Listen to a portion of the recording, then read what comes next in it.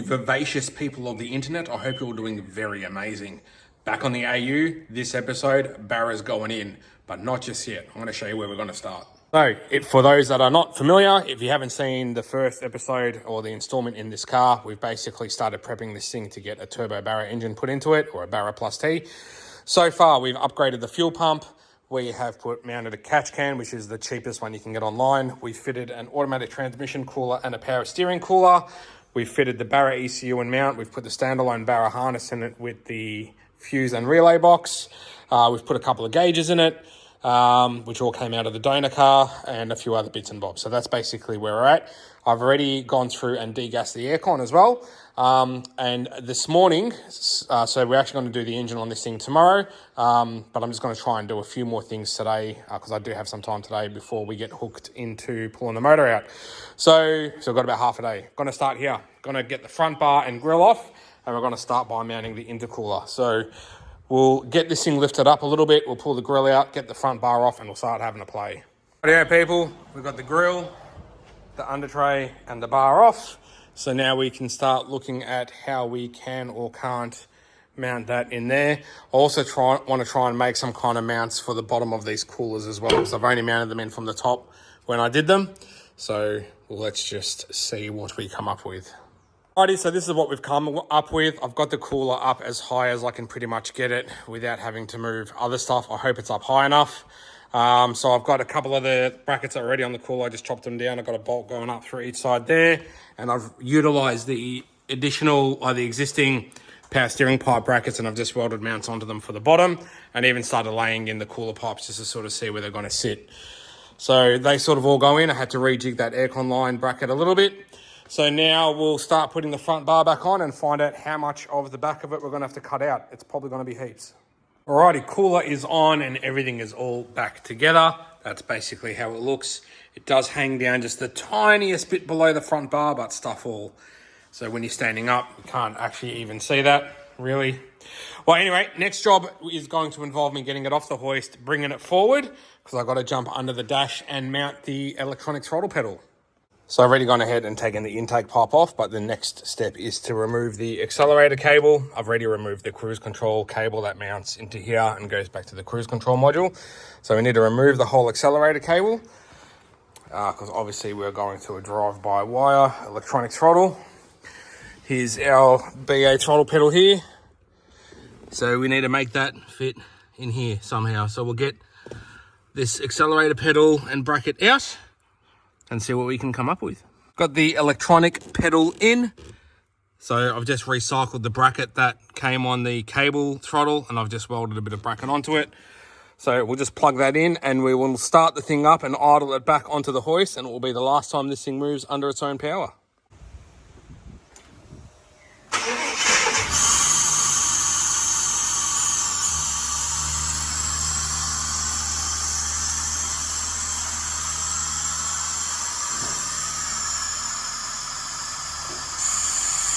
Thank you for being a good intake.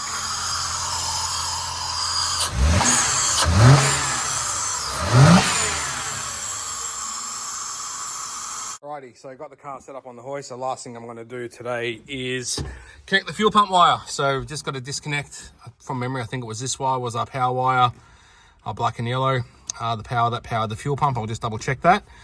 And we'll end up cutting that, and then this is the wire from the BA loom. We'll end up just soldering that on there. So we'll get that done now, and then we'll call it a day. Done. See you guys in the morning. Morning. We're back. All right, so plan for today is Intec and auto out, Barra and other auto in, and get it running. Essentially, that's going to be the goal for today. I've got old mate Jason coming in a bit later, and he's bringing the engine crane with him. He's going to give me a hand. So we're going to start by disconnecting the battery, lifting it up, and I'm going to try and get the auto out before he gets here. Rightio, so I'm going to blast through this pretty quickly. I'm not going to film too much of it. You've seen me pull the autos and engines out of BAs before, and this is pretty much very similar. But basically, we're going to take this cover off. We're going to do converter bolts. I'll pull the starter motor out. We'll drain some fluid out of the auto. We'll pull the tail shaft, and I'm going to pull the front of the exhaust off as well, and go from there. Mad converter bolts are out. Starter motor's out, wiring's off, tail shaft's off, engine, exhaust, front pipe is off. So now I'm just going to go through, drop the cross member, bell housing bolts and shifter and pull this auto out. In the other video, you may have remembered or may not have remembered me saying that there might be issues running the BA auto in this. The shell or like the casing of the BDRs between AU and BA and stuff are essentially the same, except on AU they run a mechanical linkage for the shifter, which attaches on the driver's side, whereas on BA they run a cable linkage which attaches on this side. So we just got to figure out what we're going to do with that. But we'll cross that bridge when we come to it. Keep pulling this auto out. Mad, we're about an hour in. Transmission is out. Awesome. Now we can start working on disconnecting things to get the engine out, start undoing some more wiring, like from the alternator. We can drain the coolant, disconnect aircon lines, blah, blah, blah. Just start doing some stuff while we're under here. And I think I've gone as far as I can underneath, got the heater hoses off. Wow, that heater hose up there in the middle, that was a nightmare. That took me about half an hour to get this hose off that pipe. But anyway, it's off. I've got the alternator wiring undone. I've got all the Intercooler lines out. So the old hard lines, because we're going to be running a front Intercooler. So now we can drop it down and keep going with other stuff. Alrighty, just quickly, the curiosity got the better of me. So this is the extension housing of the AU. The AU extension housing has a speedo drive gear. It's got a big gear that drives this gear, whereas the BA BTR does not. We do need a vehicle speed input for the BA ECU, which we can pick up off the ABS sensors, but our AU does not have ABS. So what I'm doing is I'm swapping the extension housings on the two BTRs. The one that was off the AU is already back onto the, the one that was off the BA is already back onto the AU's auto. And then the gear I've mounted onto this shaft, and I've just put on the clip, I've just put a couple of little tack welds to hold it there. It doesn't need much force, it's just to spin that gear. I'd rather have this and not need it than need it and not have it. And for the sake of 4 bolts and a couple of tack welds, so be it. Feel free to tell me why I'm doing this wrong and wasting my time. But yeah, that's what's happening. So anyway, I'll bang that back on there and we can get stuck back into doing stuff to get the engine out. Rightio, we've got the thing dropped down. We're just sucking the power steering fluid out of it at the moment. So then I can go through and get the low pressure and high pressure power steering lines disconnected. We do actually need to change the high pressure line to a BA one, which I'll show you a bit later. Then we've got some more coolant hoses to undo, O2 sensor wiring. We've got a couple of plugs on the aircon compressor. We've got the main engine harness to undo back there. Just kind of keep going through, getting everything disconnected that we can until the engine crane gets here, basically. Righto, everything's undone that we said we were going to undo, plus a few things more, like vacuum lines back there. The electrical plug I've just put up the back there for now. I've undone the brake booster hose and a few other bits and pieces. Motor is basically just hanging on the engine mounts now. So I think it's just engine mounts to undo and then the motor's ready to pull, I think. I'm going to try and leave the radiator in. I know that's a risky move, but on AU's, the aircon condenser bolts to the radiator. To get to the aircon condenser, I've got to take the grill back out, and then I'll also have to remove the Intercooler and power steering cooler because they're in the way. So don't want to do that. I'm just going to see and be gentle as I can. We've also got to pull the bonnet off. So the next thing that we're going to do while we're waiting is I'm just going to undo this low pressure power steering line and the high pressure one, as I mentioned before, which goes back to the rack because we do need to replace it with this one. This is a BA one. It's got the pressure sensor switch on it, which wasn't connected in the VT, but how it connects into the pump is quite different. So, yeah, we're basically going to try and do that in the car while we wait. Righto, I've got that high pressure hose in. You do have to manipulate the hoses a little bit down there where they screw into the rack, but we've got them in. So now we'll just have a little bit of a break and for 5 minutes. And then once Jace gets here, bonnet off, hook up the chain and start pulling. Alrighty, so we're back with Jason. Hello. I got the engine crane, and Jason also brought an engine mount bracket for the driver's side from one of his spare engines, so he's banging that on.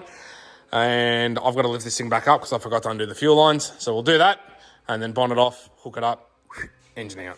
Fantastic, engine is out. We're able to get it out and just clip the top of the rad as it was coming out right on that lip, so happy with that because it hasn't really done any physical damage to the radiator that's going to cause it to leak. I've just got some standard issue AU engine mounts, some brand new ones, so we're going to swap them over. Then I've got to pinch the soft fuel lines off the AU engine and put it onto the Barra, and then we're ready to put it in. There is a Barra in my AU. We did have to take the alternator off as it was fouling on the radiator, and then some careful maneuvering we got it in. It's sitting leaning really far forward at the moment. It's just sitting on the studs with nothing else. But before we do anything, we're going to lift it up and get the auto on the back of it. So just under the rig now, we've just connected the fuel lines and the heater hoses because we got sick of, well, the fuel dripping on us. Heater hoses, it's easier to get your arm up with the trans out. So we're basically going to go through, put the auto in and just try and knock out as much stuff under here as we can, like getting things back together. Alrighty, under the car, we are pretty much all done. Jason's just doing up the driver's side engine mount nut. Everything else is pretty much done. Alternator's back on, belt is on, alternator's on, alternator wiring is on. We've got starter motor in, starter motor wired, transcooler lines. Yes, I did flare the end of those hard lines, so don't panic, internet. We've got trans connected, widebands plugged in, tail shaft is in. Shifter, I've just basically set the AU shifter on the side of the auto, given it a tack weld to hold it there, just quick and easy. And I've clearanced the side of it so it clears the transmission when we change gears. Exhaust, yeah, well, look, exhaust, dump pipes on. And it's just going into a reducer for now into the stock cat back. My original plan was to make an exhaust for this, but I have nowhere near enough bends, and I also don't have a muffler that's going to suit the orientation for this. So this will just be for now. I'll order some stuff. We'll make an exhaust for it in the next week or two. So yeah, that's it. Basically, we'll drop it down and start smashing everything together from the top. So we got the rig dropped back down now. We ended up filling up the auto as well while we were under there. Filled up till it came out the fuel plug. Obviously, we'll have to finalise it later. Now we're going to throw the bonnet on because we're curious to see if it's going to clear the engine cover. Then we're going to have some lunch, and then we'll come back and do everything else. All the vacuum lines, we'll do wiring, plumbing, put the fans back in, etc, etc. So yeah, see you back here soon. Alrighty, we've powered ahead and basically got it most back together as we can. Wiring obviously is not how it's going to stay. It's all pretty messy, but we've plugged everything in. We've got the top intercooler pipe on, which sits really good. Still need to make an intake pipe for it. I don't really want to move the battery. The bottom intercooler hose, I've ordered another one, which should be here to Savo, because this one is split in a few places. So that's probably not going to be doing us any favors. Can get them aftermarket. And now, I think it's that time where we go for a start.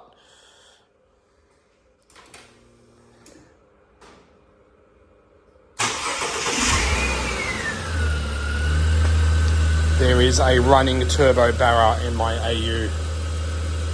Fantastic. All right, we're going to run it for a bit. We've got some coolant in it, and we'll lift it up and fill up the auto.